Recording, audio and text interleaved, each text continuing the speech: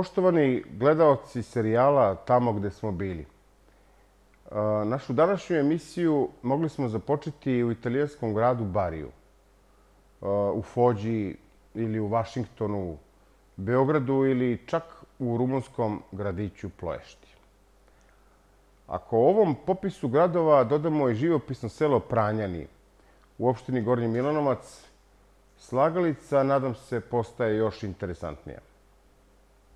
Ovako širok spektar lokaliteta neki od vas svakako navodi na našu današnju priču, koja nosi spektakularno ime Operacija Halijard, odnosno Operacija Vazdušni most, koja se odigravala 1944. godine, odnosno 1945. na tlu naše otadžbine i kasnije na širem reonu Srbije. Ako bismo se površno držali svedenih podataka, onih dobijenih na internetu, dobili bismo jednostavnu definiciju. Operacija Vazdušni most je doslovno najveća akcija spasavanja savezničkih snaga iza neprijateljskih linija u Drugom svetskom ratu. I ta akcija je izvedena u Srbiji. Spasavanje savezničkih pilota izvedeno je prirodno od strane avijacije Sjedinjenih Američkih Država u saradnji sa jugoslovenskom vojskom u otadžbini generala Dragoljuba Draže Mihajlovića. Pripadnici njegove vojske, koje greškom i isključivo nazivamo četnici, su na taj način spasili više od 500 savezničkih pilota, čije su vazduhoplove Nemci oborili iznad Jugoslavije ili u okolnim reonima. Podaci ovi svedeni nadalje kazuju kako je najveći broj pilota evakuisan sa improvizovanog aerodroma u selu Pranjani 1944. godine. U američkim vojnim krugovima, to treba naglasiti, ova spasilačka misija poznata je kao Operacija Halijard. Dakle, u ovom površnom definisanju, rekli bismo, Operacija Vazdušni most smatra se za jednu od najuspešnijih spasilačkih misija iza neprijateljskih linija uopšte u istoriji ratova. Ovi podaci, poštovani gledalci, vjerojatno bi bili dovoljni da naša deca dobiju prelaznu ocenu iz istorije, ali zapitajmo se. Koja je pozadina ovih dešavanja? Kako je ovako masivna operacija uopšte bila izvodljiva? Nadalje, red je upitati se kako je moguće da je američko-srpsko savezništvo, koje datira još od 19. veka i obuhvata oba svetska rata, u našim danima zapala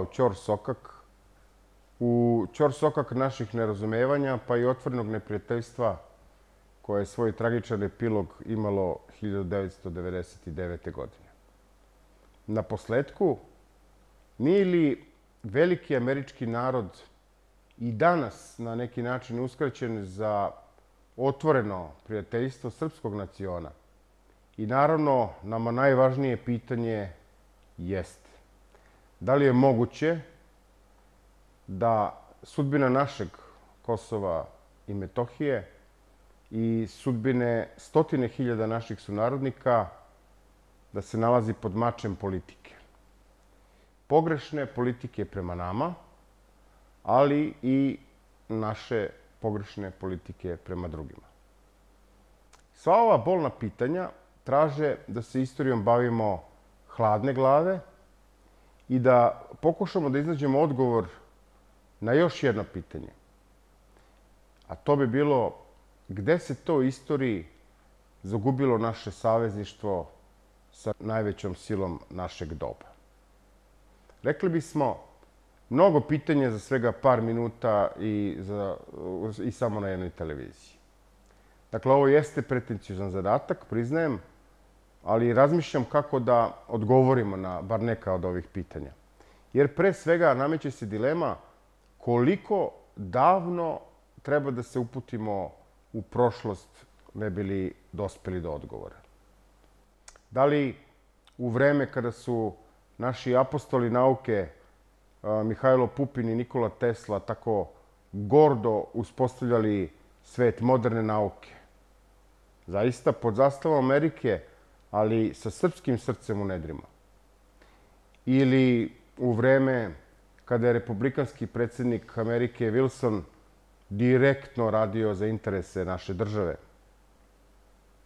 Sentimentalnijem delu naše gledalište bi se možda, kao i meni, najviše dopala priča o čudesnoj senki doktora Edvarda Ryana, rukovodioca misije Američkog crvenog krsta u toku u toku Prvog svetskog rata. Ovaj divni čovjek je od naših sugrađana nazvan srpski, odnosno nazvan je spasilac srpskog Beograda. Koliko ljudi u istoriji je steklo ovakav epitet od strane Beograđana i da li je naša greška, pre bih rekao možda greh, što o ovom heroju znamo toliko malo. Da podsjetimo samo, doktor Ryan je doslovce bio slamka spasa za okupirani Beograd u isto ono vreme u kojem se naša stradalna vojska i narod povlačila preko Albanije. Priču o Golgoti možda i znamo, ali ime ovog čoveka i njegovu životnu misiju, dakle doktora Ryana, a da pomenemo i njegova dva pomoćnika, lekare Jamesa Donovana i Williama Aherna, sa nizom, desetinama medicinskih sestara američkog porekla koji su dejstvovali u Beogradu, jedva i da pamtimo. Ako ćemo iskreno, čak smo i velikog Mihajla Pupina, koji je ovu misiju većinom i finansirao i ovamo uputio, pa i njega smo zaboravili, a kamoli doktora Ryana i ove drage ljude koji su spasavali hiljade života u okupiranom Beogradu i Srbiji. Dakle, gde god u istoriji uzmemo po koji uzorak, našli bismo svetle primere srpsko-amerikanskog prijateljstva i savezništva, a ja volim da kažem srpsko-amerikanskog, jer tako se govorilo u to doba. Međutim, činjenica da se paralelno sa Drugim svetskim ratom na teritoriji Jugoslavije odigrao i odigravao neuporedivo krvaviji, a to je građanski rat, pa i crvena revolucija, nama donosi mnoge druge nagoveštaje. Budimo iskreni, ni nama samima danas nije jasno ko je tu sa kim ratovao, za čiji račun i u koje vreme. Da pojasnimo. Na teritoriji Srbije, sem nemačkih okupacionih jedinica, imali smo ogroman broj Bugara u službi Rajha. Na našoj teritoriji su zločinile i hrvatske trupe. O mađarskim i albanskim zločinima vidimo neprimeren užas susednih zemalja prema razapetoj Srbiji. Pomenimo i ruski zaštitni korpus. Formacija od preko 20.000 ratnika, Rusa, poreklom Belogardejaca, koji su takođe iz svojih razloga bili u službi nacista. Pored ovih, imali smo bar 5 međusobno sukobljenih srpskih formacija. Pa tu brojimo legalizovane četnike Koste Pećanca, zatim Nedićeve regularne trupe, kolaboracije, Ljotićevce, pripadnike Jugoslovenske vojske u otadžbini i naravno pripadnike partizanskog pokreta. Ako ovima dodamo i takozvane divlje vojske, grupe koje nisu odgovarale nikome sem sebi, onda bismo dobili pravu, pravcijatu sliku, dozvolite, potpune krvave ludnice u kojoj nema lakih priča i nema jednostavnih opisa. Otud i otvorena pitanja Drugog svetskog rata. Uz stradanja kojima je naš narod podvrgnut genocidu NDH, stradanje srpskih Jevreja, antifašista, svih boja, Drugi rat nam odaje sliku krvavog oblena sa milion čvorova, u kojem, da budemo iskreni, kao da nema nevinih. Ali naravno, svaki rat, pa i ovaj, imao je svoje pobednike i pobeđene.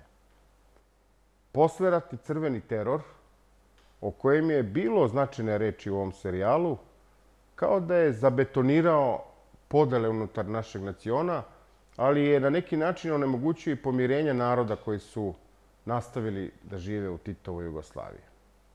Ovo je, dakle, poštovani gledalci, bila samo ilustracija koja je imala za cilj sledeću tvrdnju. Mi ne treba da budemo grubi prema sebi samima kada kažemo da nam ni danas nije jasno šta se tu sve dešavalo, jer bratoubilački ratovi su neizrecivi. Oni su večiti. A periodi mira često su nalik parodiji. Pa, ako opet dozvolite, i ako je tako, a tako je, mislim da bi trebalo da imamo razumevanje i za saveznike, kojima po prirodi stvari nije bilo ni bitno ni važno ko je ovde ko, već su saveznici prateći svoje interese, podvlačim, prateći svoje interese, stvari posmatrali jednostavno i ovako. Dakle, ko više puca na Nemce, taj nam je saveznik. Ovo bi moglo da opravda niz potpuno apsurdnih događaja koji su se odigrali, pa i prevrtljivu strategiju kojom se, može se reći, Mihajlović bio izigran za račun šumskog maršala. Ovde priču, kako bi bila konzistentna, moramo da pretvorimo u kratku faktografsku storiju. Nemojte zameriti zbog toga. Dakle, malo ćemo se prošetati kroz godine, ali lapidarno i što je moguće brže. Podsećam, 1939. godina Svetski rat počinje. Ista, 39. i 40. godina, knez Pavle pokušava da izbegne otvoreni rat sa Berlinom. U isto vreme, Churchill i angloameričke službe rade na tome da se Jugoslavija pošto poto gurne u rat, što se i postiže pučem od 27. marta 1941. godine. Iste godine, neki dan kasnije, nemačke divizije po Hitlerovoj direktivi broj 25 odpočinju vojno i političko komadanje Kraljevine Jugoslavije, koja pada za 12 dana. Represija počinje. Žurimo kroz vreme da bi došli do suštine. Glavne nemačke formacije, to su delovi 2. i 12. njihove armije i divizija Das Reich, verovatno najgora divizija uopšte u Drugom svetskom ratu, osvajaju Srbiju, odnosno Jugoslaviju. Međutim, one prerano napuštaju naše prostore da bi uzele učešće u napadu na SSSR. U međuvremenu, nemačke diplomate iz Beograda u Berlin javljaju da se u Srbiji dešava ustanak neslućenih razmera, te da su posadne trupe, ostavljene da ovde čuvaju kakav takav mir, nedovoljne, jer su Srbi napali na rudnike, na komunikacije, mostove, toliko dobro organizovano da se stvar prosto ne može imati pod kontrolom. U Srbiji kao nigde u svetu, a to treba da znamo, stvara se Užička republika. To je jedna respektabilna teritorija. Ako bismo malo zaokružili, ona je išla bez malo južno od Beograda pa skoro do Jadrana, a tu se, bar u prvim danima, udruženi partizani i jugoslovenska vojska u otadžbini toliko kvalitetno, da kažem, bore, oni zauzimaju gradove, čak su u stanju i kadri su da uzimaju i tenkove, artiljeriju, dele ih i zauzimaju značajne i gradove i naravno samim tim značajne količine naoružanja. U Srbiji dolazi samim tim i do dinamične promene vojno-upravnih struktura. Nevjerojatno brzo se menjaju, dodao bih verovatno kao nigde u svetu, vojni zapovednici Srbije. Pojačava se represija. General Bader i Dankelman nisu dovoljno oštri i na kraju naravno dolazi Beme koji uvodi one mere odmazde po kojima se strelja 100 naših nesrećnika, sunarodnika, Jevreja i u krvovoj razmeri za svega jednog stradalnog vojnika Wehrmachta. Dolazi do zločina van granica uma. Ne zamerite, teško je to opisati. Tu su Kraljevo, Kragujevac, nebrojena stratišta, ali ja bih izdvojio i Draginac. Jedno stratište u kojima je pobijeno više hiljada naših ljudi, a o tome nikad nije ni dostojanstveno, ni pisano i tako dalje. U ovoj kratkoj, rekao sam, kratkoj slikovnici tog užasa napomenimo da su beogradski Jevreji krvlju i životima ispisali valjda najtužnije stranice u povesti večitog Beograda. O tome sam pisao u svojim ranijim radovima. Dakle, užasi koji se sprovode nad Srbijom nisu opisivi. Ali je moguće pretpostaviti i realno i ljudski da su to bili razlozi za jedan zaokret vojno-politički kojim je general Mihajlović, tad još pukovnik, obustavio neprijateljstva prema nacistima. Partizani gubitkom Užičke republike prenose bitke u Bosnu, Hrvatsku, gde će se odigrati najveće bitke tokom Drugog svjetskog rata. Dakle, Srbija je u krvi ugušena, prigušena, zadavljena. Sem stradanja Jevreja koje se okončalo početkom 1942. godine, treba da kažemo da su u toj godini od bitnih stvari, što se Srbije tiče, desile su se velike provale u sistem ilegalaca i ogroman broj mladih ljudi skojevaca, antifašista, izgubio je svoj život. Tako da je 1942. godine Srbija kao zemlja postala, može se reći, udovica. Danonoćno su streljani mladi ljudi i tako dalje. Naredne godine ishod rata, svetskog rata, odlučivaće se pod Staljingradom, kasnije u grandioznoj Kurskoj bici. Mi sada ovde ne možemo da pričamo o te dve situacije koje su po meni lično opredelile sudbinu čovečanstva i ako mene pitate, svaki dan bi slobodoljubivi narod baš zbog Staljingrada i Kurska trebalo da zahvali velikom bratskom ruskom narodu na tim strahovitim pobedama i na tim gubicima. Međutim, u Srbiji i Jugoslaviji stvari počinju da se menjaju 1943. godine, interesantno kapitulacijom Italije. Zašto? Saveznici su se iskrcali na Siciliju, uspesi su veliki, oni dobijaju razne teritorije. Na našoj teritoriji kapitulacija Italije je imala drugo značenje. Naime, ogromna količina naoružanja pala je u ruke pre svega partizana, koji su svoje akcije sad već pretvorili u ozbiljne kopnene bitke koje se vode sa desetinama nemačkih divizija. To je ono što je na marketinškom planu pomoglo Titu da objasni da je on taj favorit na koga se treba i mora igrati. I na to odobravanje jednostavno Tito je imao mogućnosti, preuzeo je ogromne vojne akcije, tako da je to bitno za našu današnju priču. Naime, druga bitna stvar je da je osvajanjem juga Italije stekli su se dodatni uslovi, jer se 15. američki vazduhoplovni korpus relocirao iz Tunisa na jug Italije. Mahom na aerodrome oko Fođe i oko nama svima dragog grada Barija. Ali zašto bi sad to bilo bitno?